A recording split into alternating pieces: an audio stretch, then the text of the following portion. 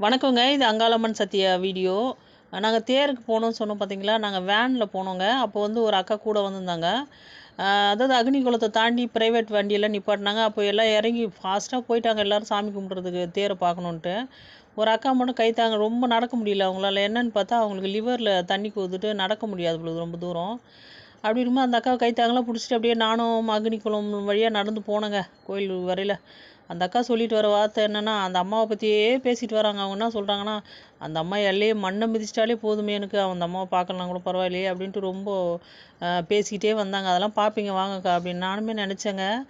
உடல்நலம் நல்லா இருக்கிறவங்க கூட அந்த கூட்டத்தில போறதா, தேர போய் அப்படி வேணா பார்க்கணும் அவசியம், டிவியில பார்த்துக்கலாம் அப்படின்னு நெனைக்கிறவங்க மத்தியில, உடல்நலம் சரியில்லாத அவங்க அந்த அளவுக்கு வந்து நல்லாவும் தேர பார்த்தாங்க. ஒரு ஓரமா நின்னு நானும் அவங்களும் பார்த்தோம். அதே மாதிரி சூற பொருள்லாம் எடுத்துகிட்டு வந்தோம், காசும் எடுத்துகிட்டு வந்தோங்க. அந்த மாரி அந்த அம்மா ஆசீர்வாதம் எங்க இருந்தாலும் அந்த அந்த அக்காவுக்கு குடுத்துருப்பாங்க.